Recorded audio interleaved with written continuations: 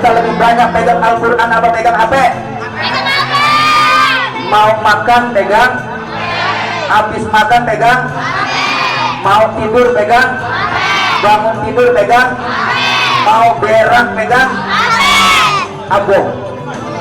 Ada yang begitu? Mana orangnya?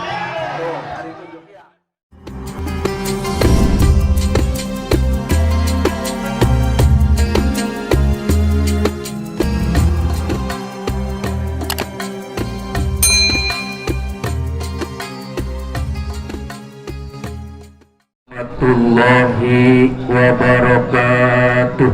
Waalaikumsalam.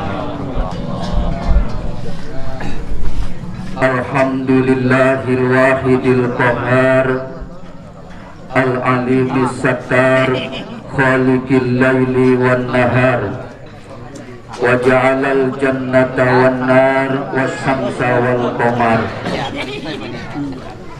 Allahumma salli ala sayyidina Muhammadinil Mukhtar wa alihil adhar wa ashabihil akhyar, amma ba'du. Hadratil mukarramin, para kiai, para alimil ulama, para asatid, wabil khusus al-mukarram wal muhtaram, sahibul fadilah, al-alim al-alamah, al-murabbi liruhina, Abah Kiai Haji Ahmad Ra'i, nafa'anallah bi'ulumihi fid-darain. Kita doakan mudah-mudahan selalu diberikan kesehatan oleh Allah Subhanahu wa Ta'ala. Amin. Yang terhormat dan yang saya hormati, Akhinal Kabir Bapak Ustadz Aswirat, Bapak Ustadz Maulani, Bapak Ustadz Ranin Hariri, Bapak Ustadz Halimi, juga pengatur acara penata waktu Bapak Ustadz Taman bin Basri Samsudin, maaf nggak ingat, Bapak Ustadz Taman bin Bapak Samsudin, para tokoh dan para sesepuh yang tidak dapat saya sebutkan satu persatu, namun insya Allah tidak mengurangi rasa hormat dan takjub saya pada semuanya. Yang saya hormati keluarga besar Sahibul Bait, Sahibul Musibah, Bapak Tigor sekeluarga. Kita doakan mudah-mudahan keluarga yang ditinggalkan diberikan kesabaran oleh Allah Subhanahu wa Ta'ala. Udah ya. Lanjut, oke. Terus. Dan yang saya hormati bapak-bapak dan saudara-saudara jamaah yang dimuliakan oleh Allah Subhanahu wa Ta'ala, saya doakan semuanya dan aminkan doa saya supaya dikabul oleh Allah Subhanahu wa Ta'ala.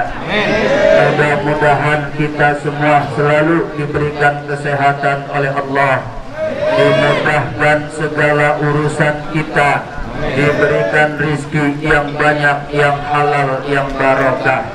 Anak-anak kita dijadikan generasi yang saleh dan salehah. Bapak Basir bin Ibu Bayunah semakin jauh meninggalkan hari kematiannya, sedangkan kita yang masih hidup semakin hari kita semakin dekat dengan kematian kita. Betul? Kenapa? Karena setiap makhluk yang bernyawa pasti mati. Kullu nafsin dha'iqatul maut. Setiap yang bernyawa pasti mati. Manusia mati, binatang mati, jin mati, iblis mati, malaikat pun mati. Yang namanya ajal tidak pandang usia. tidak pandang tua, tidak pandang muda.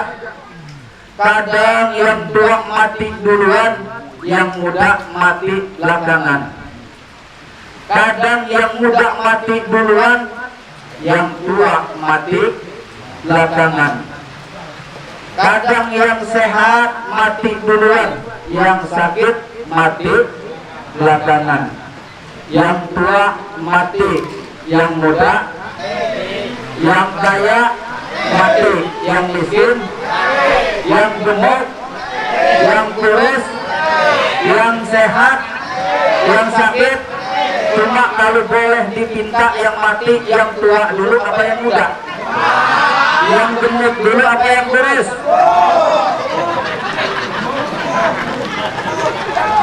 Yang gemuk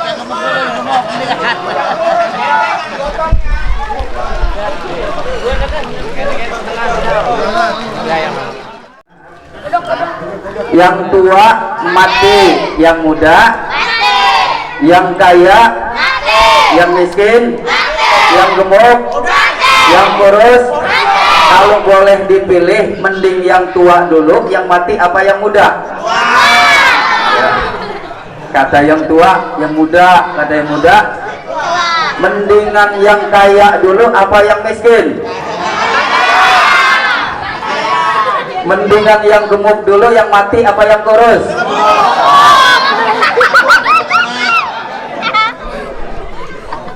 Masalah mati itu urusan Allah. Itu adalah rahasia Allah Subhanahu wa ta'ala. Semua kita pasti bakal mati. Kalau hari ini, malam ini saya berceramah di depan saudara-saudara, bisa saja saya mati 200 tahun lagi. Iya, jangan buru-buru, amin apa rupanya gue. Bisa juga yang mati duluan, yang sebelah kanan saya. Bisa juga yang sebelah belakang saya. Tapi kita minta kepada Allah, mudah-mudahan kita semua diberikan panjang umur, sehat badan. Amin. Kita tidak perlu takut dengan kematian. Yang perlu kita pikirkan, bekal apa yang kita bawa untuk menghadapi kematian tersebut. Amal apa yang telah kita siapkan. Karena Abu Bakar Siddiq radhiyallahu anhu mengatakan, man dakhalal qabra bila zadin faka'annama raqibal bahra bila safinatin. Orang yang masuk ke dalam kubur tanpa membawa bekal amal soleh, seakan-akan dia berlayar menyeberangi lautan, kagak menggunakan kapal, kagak menggunakan perahu. Kalau begitu pemberani, bukan, itu namanya konyol. Kenapa dibilang konyol? Selamat belum tentu, mati pasti. Betul. Umpama kita akan melaksanakan perjalanan jauh tanpa membawa bekal, bahkan uang 1.000 rupiah pun kagak bawa, sudah bisa dipastikan senang belum tentu, belangsak pasti. Makanya manusia yang masuk ke dalam kubur harus membawa bekal amal soleh. Dan sebaik-baiknya bekal adalah takwa, sebagaimana Allah katakan, wa tazawwadu fa inna khairaz zadit taqwa. Persiapkan bekal kalian, dan sebaik-baiknya bekal adalah takwa kepada Allah Subhanahu wa ta'ala. Orang yang bertakwa jaminannya surga.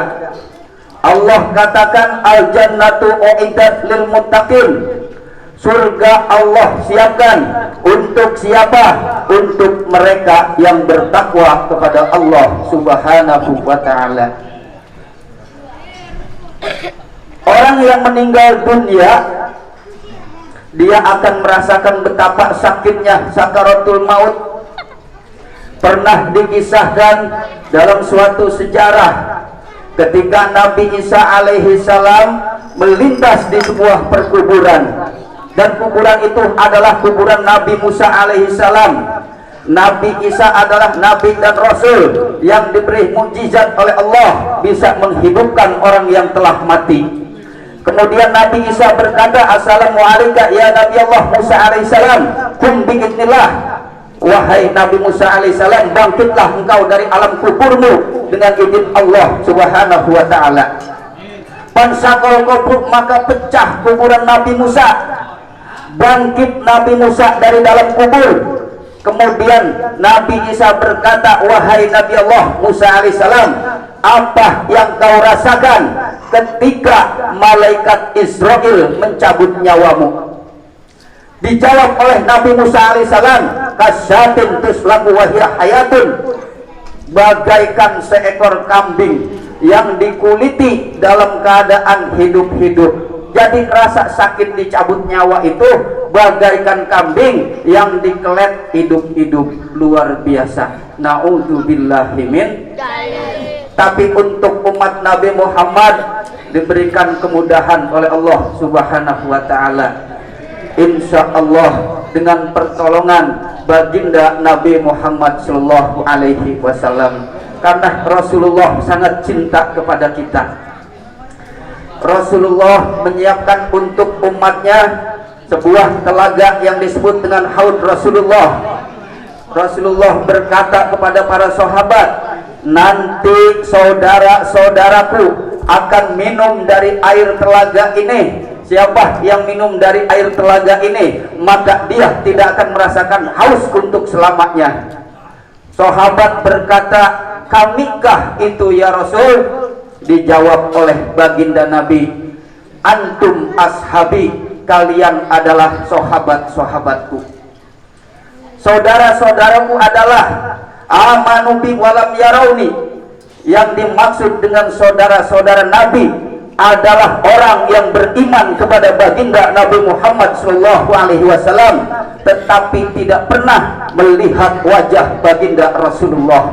Mudah-mudahan kita inilah yang dimaksud oleh baginda Rasulullah Shallallahu Alaihi Wasallam.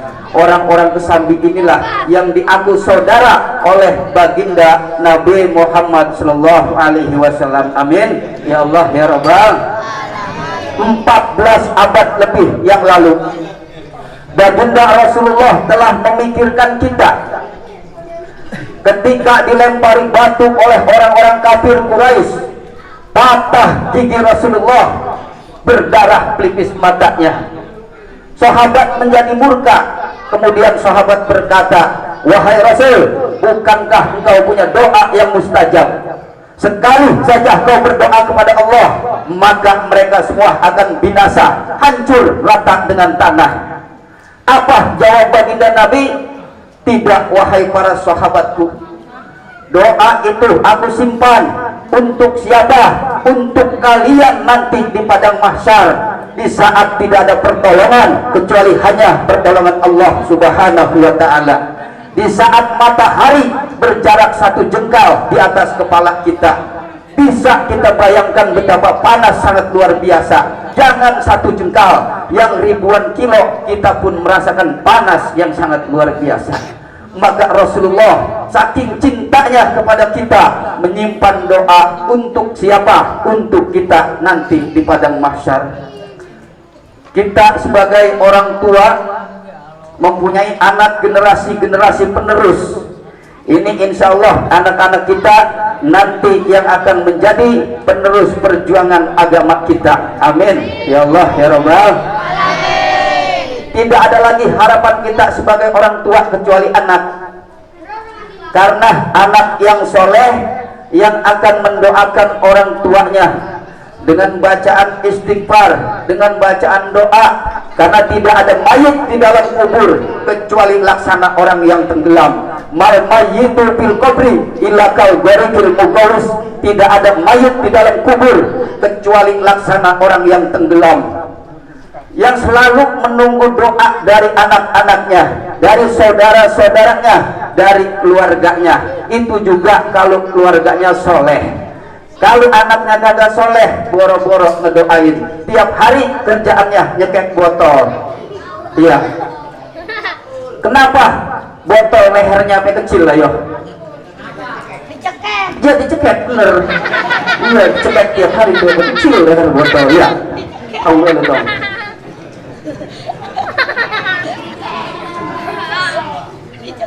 Istighfar yang kita bacakan untuk orang yang telah meninggal dunia akan banyak manfaat, akan banyak menolong.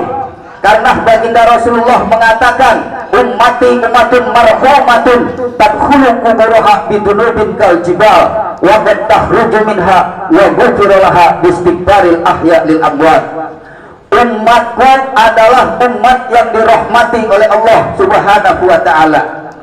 Mereka mati masuk ke dalam kubur dengan membawa segudang dosa, banyak dosanya.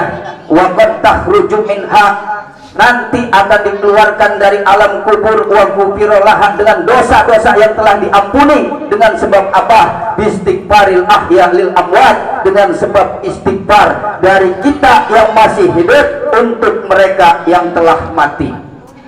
Makanya kalau kita baca astagfirullahaladzim li wali walidayya wali jami'il muslimina wal ya Allah, ampuni dosa saya, dosa kedua orang tua saya, dan dosa kaum muslimin muslimat. Nyampe, insya Allah nyampe. Kalau kagak percaya, coba siapa yang mau mati duluan. Nanti kita kirimin istighfar dari sini. Istighfar juga bukan hanya membuat dosa kita terampuni, tetapi istighfar itu bisa membuat hidup kita jadi berkah. Alhamdulillah.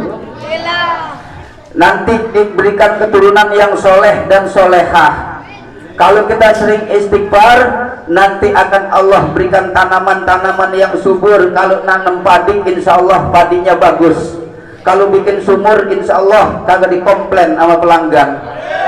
Ya ini mah tukang sumur, amin semua. Lebah nyawa apa kagak tadi? Apa dalilnya dasarnya? Allah berfirman dalam surat Nuh, kata Allah, istaghfiru rabbakum innahu kana ghaffara. Kagak enak ya? Wa yursilis samaa alaikum midrara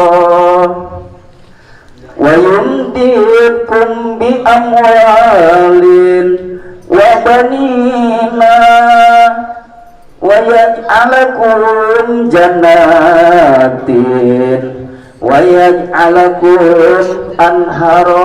Bareng ya Rabbi bil Mustafa balik maqasidana wa firlana mamadoh ya wasi'al.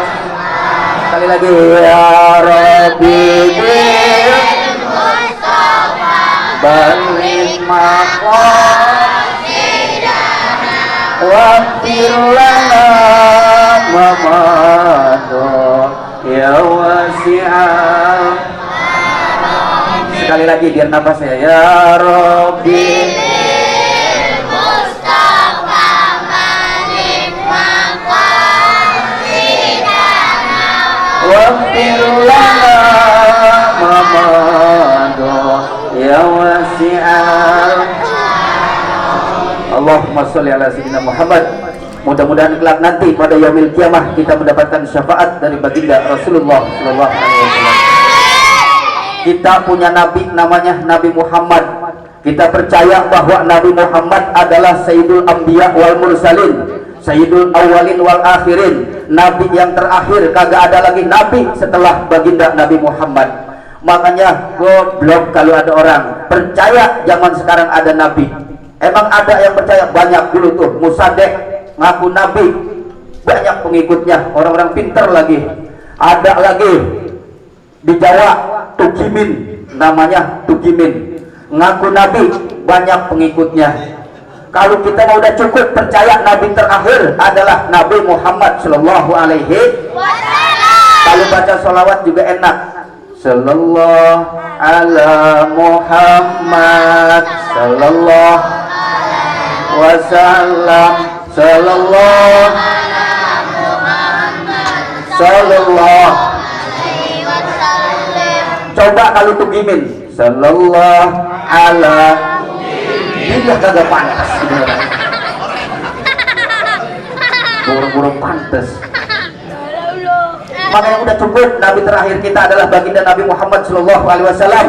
Perkenalkan kepada anak-anak kita supaya punya akidah iman yang kuat, keyakinan teguh pada Allah Subhanahu wa taala. Laksana batu karang yang berdiri di tengah lautan, tidak pudar kepanasan, tidak runtuh diterjang ombak, tidak roboh diterjang badai. Sekali berkata la ilaha illallah Muhammadur Rasulullah, tiada Tuhan selain Allah dan Nabi Muhammad adalah utusan Allah Subhanahu wa taala. Makanya didik anak kita. Masya Allah, kalau melihat anak zaman sekarang prihatin Pak. Prihatin, masih kecil, sekolah belum, main HP udah bisa, betul? Pinter banget bocah sekarang main HP, belajar Al-Quran mah kadang-kadang males. Betul? Jangan bocah baik disalahin, yang tuanya ke sama, begitu HP baik, betul enggak? Coba kita lebih banyak pegang Al-Quran apa pegang HP? Mau makan pegang, habis makan pegang, mau tidur pegang, bangun tidur pegang, mau berak pegang, abong. Ada yang begitu? Mana orangnya? Tuh, hari tunjuk ya.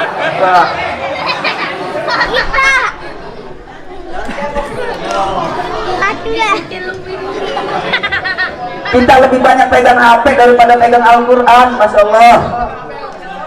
HP itu bisa manfaat, bisa juga kagak manfaat. Kenapa? Anak kita masih perlu belajar, anak kita masih kita perlu berikan pendidikan agama. Kalau pegang HP kagak apa-apa, tapi yang dibuka lihat YouTube channel Teddy Mahmudin. Jangan lupa subscribe, like, dan komen. Tonton ya. Bukan promosi, ini iklan.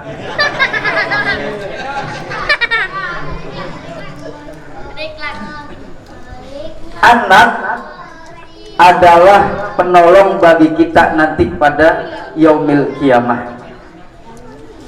Kematian itu kita sendiri yang menghadapi. 3 perkara yang ngikutin sama kita ke kubur. Pertama amal, harta, keluarga. Harta balik lagi, keluarga balik lagi.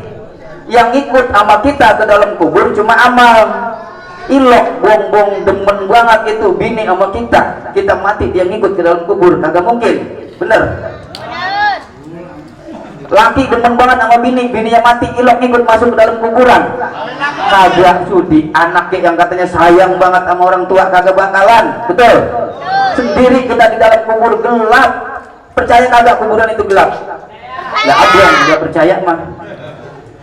Begitu malaikat Israel datang, badan kita udah gemeter. Orang yang merasakan akan dicabut sakaratul maut itu luar biasa. Kapan ada tanyaan tuh? Bila datang Israel mencabut nyawamu, semua akan menggigil sekujur tubuhmu. Fardu kifayah yang akan berlaku pada dirimu. Betul? Setelah kau dimandikan, kain kafan, kain putih yang dibalutkan. Sekaya apa kita punya jas yang cakep mahal, harganya jutaan, tetap terakhir pakaian kita adalah kain putih.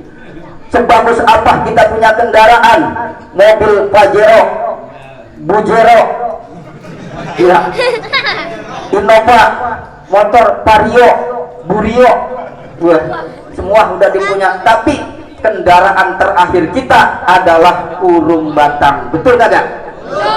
Kagak mungkin mobilnya dibawa masuk ke dalam kuburan, kagak. Benar?